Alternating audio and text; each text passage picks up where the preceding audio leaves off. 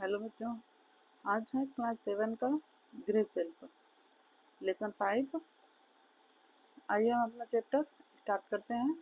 Lesson का नाम है वायु, ध्वनि एवं मृदा प्रदूषण।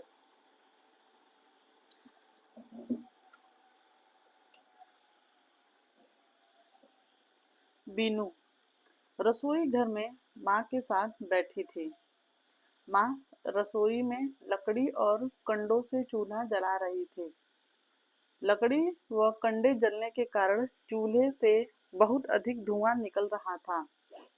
धुएं के कारण बीनू और उसकी माँ की आंखों से आंसू निकलने लगे। बगल के कमरे में उसका भाई टिंकू पढ़ रहा था। रसोई से निकलने वाले धुएं से वो भी खांसने लगा।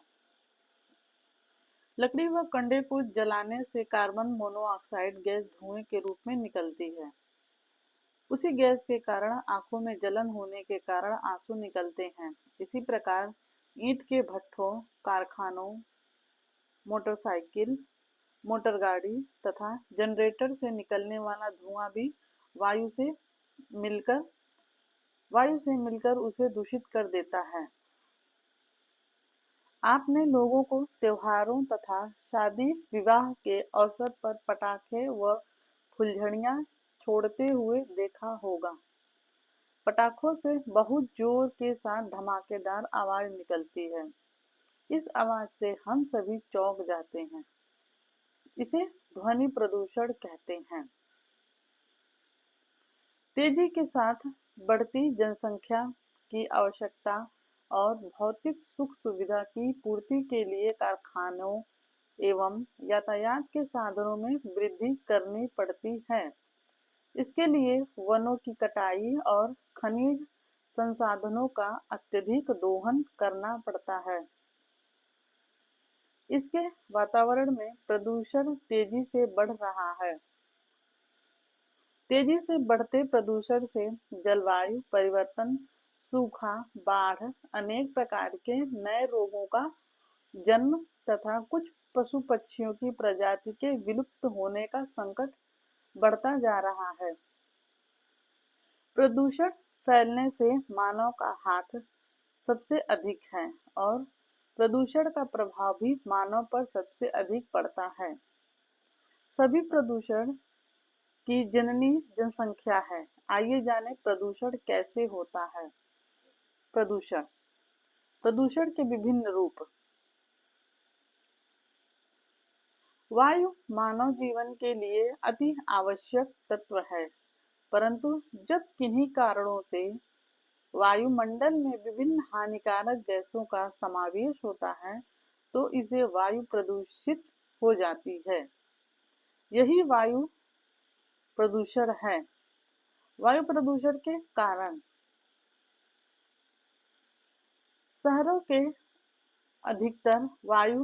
शहरों में अधिकतर वायु प्रदूषण कल कारखानों, यातायात के साधनों एवं जनरेटरों के द्वारा। दूसरा है मोटर कार, ट्रक, मोटरसाइकिल से निकलने वाले धुएं के कारण। तीसरा है ईंधन के रूप में जलाए जाने वाले लकड़ी, कंडी, कोयला, डीजल, पेट्रोल से निकलने वाले धुएं से। फसलों पर कीटों को नष्ट करने के लिए छिड़कने जाने वाले रसायन से। ज्वालामुखी से निकलने वाली राख, आंधी तूफान के समय उड़ती धूल और वनों में लगी आग से निकलने वाले धुएं से। अब है वायु प्रदूषण का प्रभाव। वायु प्रदूषण से कैसा प्रभाव पड़ता है। पहला है मोटर गाड़ियों, कारखानों, जनरेटरों, घरेलू चूल्हे तथा सिगरेट के धुएं से carbon monoxide, carbon dioxide gas, शीशा एवं पारा के कण निकलकर वायु में मिल जाते हैं। ये गैसें श्वसन क्रिया के द्वारा हमारे शरीर में पहुंच जाती है। जब इनकी मात्रा रक्त में बढ़ जाती है तो हमें थकान, काम न करने की इच्छा तथा सिर दर्द आदि का अनुभव होने लगता है। उपरोक्त दूसरा है, उपरोक्त जहरीली गैसें श्वसन क्रिया के द्वारा फेफड़ों में प्रवेश करती है और फेफड़ों तथा श्वास नली में घाव उत्पन्न कर देती है, जिससे दमा और कैंसर हो सकता है। अब है तीसरा, पौधे की पत्तियों में पहुंचकर ये विषैली गैसें पत्तियों के क्लोरोफिल को नष्ट कर देती हैं, जिससे पौधों को भारी क्षति पहुंचती है। जैसे क्लोरोफिल की सहायता से अपना भोजन तैयार करते हैं, पौधे क्लोरोफिल की सहायता से अपना भोजन तैयार करते हैं। दूसरा है, तीसरा है, रसायन एवं चौथा है, रसायन एवं उर्वरक बनाने वाले कारकों से निकलने वाली गैसें बहुत खतरनाक होती हैं। इसका प्रमुख उदाहरण है भारत में भोपाल गैस त्रासदी। अब है पांचवा, वायु में मिली सल्फर डाइऑक्साइड के कारण विश्व प्रसिद्ध प्राचीन इमारत ताजमहल का सफेद संगमरमर का रंग धूमिल पड़ता जा रहा है। अब है भोपाल गैस त्रासदी। संयुक्त राज्य अमेरिका की बहुराष्ट्रीय कंपनी यूनियन कार्बाइड द्वारा भोपाल शहर में जहरीली मीख गैस बनाने के लिए यह कारखाना लगाया गया। कारखाने द्वारा बनाई गई मीख गैस के रिसाव के कारण एक दिन में 18,000 व्यक्तियों की मृत्यु हो गई। गैस से प्रभावित बचे लोग कैंसर, फेफड़े तथा पेट की बीमारी से अब भी ग्रसित हैं। अब है वायु प्रदूषण के प्रभाव से बचने के लिए हम क्या करें। तो आइए पढ़ते हैं, इसके बारे में जानते हैं। पहला है, वायु प्रदूषण कम करने के लिए हम वृक्ष लगाएं, क्योंकि वृक्ष कार्बन डाइऑक्साइड को ग्रहण करते हैं तथा हमें ऑक्सीजन प्रदान करते हैं। दूसरा है, रसोई घर स्वच्छ, साफ और खुला हो, जिससे वायु का प्रवेश व निकास समुचित रूप से होता रहे। अब है तीसरा, खुले मैदान में शौच न जाएं, तथा शौचालय को साफ रखें। अब है चौथा, घर व बाहर की नालियां साफ रखें तथा कूड़ा करकट खुले मैदान में न फेंककर उचित स्थान पर डालें। पांचवा है, आंधी तूफान के समय अपने मुंह तथा नाक को रुमाल से ढक लें, जिससे धूल युक्त वायु शरीर में प्रवेश न कर सके। छठा, अपने पशुओं के बांधने के स्थान को स्वच्छ रखें। सातवां, त्योहारों और शादी विवाह के अवसरों पर पटाखे न छुड़ाएं। आठवां, सड़क पर चलने वाले वाहनों के धुएं से बचें।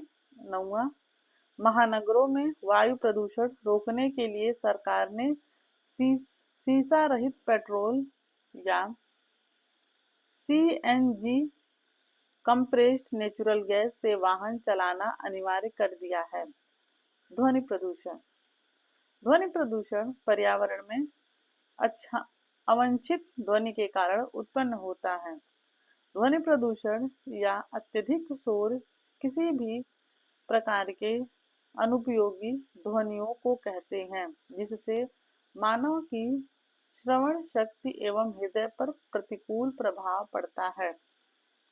ध्वनि प्रदूषण के कारण, ध्वनि प्रदूषण का कारण, पहला है शोर करते वाहन, मशीनें तथा यंत्र। दूसरा, मोटर कार, ट्रक, बस आदि के हॉर्न से निकलती आवाजें। तीसरा, त्योहारों, मेले, विवाह व प्रदर्शनियों में जोर जोर से बजने वाले लाउडस्पीकरों की आवाजें। चौथा, पटाखों के द्वारा निकली आवाजों से ध्वनि प्रदूषण होता है। अब है ध्वनि प्रदूषण का मानव जीवन पर प्रभाव। ध्वनि प्रदूषण से मनुष्यों में सुनने की क्षमता और कमी आती है। तंत्रिका तंत्र एवं दूसरा है तंत्रिका तंत्र एवं नींद न आने संबंधित हो जाते हैं। तीसरा, व्यक्ति का रक्तचाप बढ़ जाता है तथा यह मस्तिष्क की शांति, स्वास्थ्य एवं व्यवहार को भी प्रभावित करता है। चौथा है अधिक लंबी अवधि की तीव्र ध्वनि कान के पर्दे को हानि पहुंचाती है।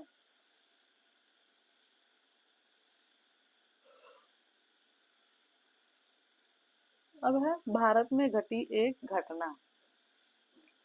आंध्र प्रदेश में परसल परसलपूड़ी एक गांव है। वहां खनिज तेल निकालने के लिए कुआं खोदा जा रहा था। जब खुदाई हो रही थी तो 28 2800 मीटर की गहराई पर गैस निकलने लगी। तेजी से बाहर निकलती मीथेन गैस की घर्षण से कुएं में आग लग गई। यह आग इतनी भयंकर थी कि उसे बुझाने के लिए संयुक्त राज्य अमेरिका का सहयोग लेना पड़ा। आग के दौरान निकलने वाला शोर अत्यधिक तीव्र था। इसकी तीव्रता 82 से 93 डेसिबल आंकी गई थी, जो मानव की सहन शक्ति के बाहर थी।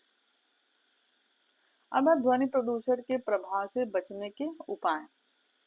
पहला है घर में टीवी, रेडियो, टेप रिकॉर्डर धीमी आवाज में सुने। दूसरा, त्योहारों एवं शादी विवाह के अवसर पर पटाखे न छुड़ाएं। तीसरा, वाहनों में साइलेंसर का प्रयोग करें। चौथा, उद्योगों में ध्वनि अवशोधक यंत्रों का प्रयोग करें। पांचवा, उद्योगों के आसपास एवं सड़कों के किनारे वृक्षारोपण करें। छठा, उच्च ध्वनि उत्पादन करने वाले प्रदूषकों के प्रयोग पर रोक। मृदा प्रदूषण। मिट्टी के भौतिक, रासायनिक या जैविक गुणों में किसी प्रकार का अवांछनीय परिवर्तन जो सभी जीवों, पर्यावरण, पौधों के लिए हानिकारक हो, उसे मृदा प्रदूषण कहते हैं। मृदा प्रदूषण के भिन्न रूप। कीटनाशक दवा, रासायनिक उर्वरक, जहरीली गैसें, पॉलीथीन बैग, प्लास्टिक के डिब्बे आदि कुछ मृदा प्रदूषण हैं। मृदा द्वारा अवशोषित प्रदूषण जल भी मृदा को दूषित करता है। इस तरह दूषित मिट्टी में उपजाई गई फसल मानव एवं अन्य जीवों के शरीर में पहुंचकर उनके स्वास्थ्य पर हानिकारक प्रभाव डालती है। मृदा प्रदूषण के कारण। पहला है घरेलू और उद्योग कचरे एवं वनों की लगातार कटाई। दूसरा, रासायनिक पदार्थों द्वारा। तीसरा, प्रदूषित तेल, ईंधन का मिट्टी में मिलना। चौथा, इलेक्ट्रॉनिक का अपशिष्ट उत्पादन द्वारा। अब है मृदा प्रदूषण के प्रभाव। पहला है